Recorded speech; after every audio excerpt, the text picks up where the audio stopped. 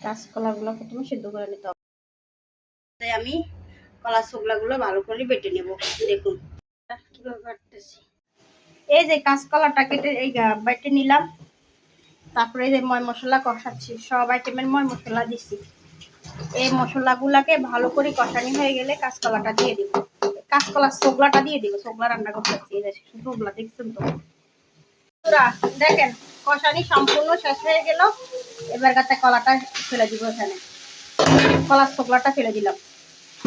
এবার ভালো করে এগুলা কষাবো।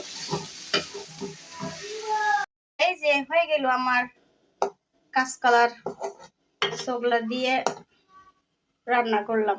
কেমন হইলো জানাইও।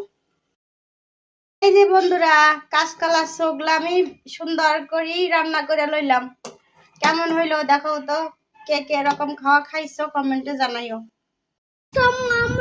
কলা খোসা মাছ হাতে কলা এইটুকু রান্না করছি। আমার মায়ের রান্না অনেক মজা। যদি খেতে ভালো লাগে সামনে যে খেয়েছে আজকে আমার মায়ের সেই টেস্ট হবে।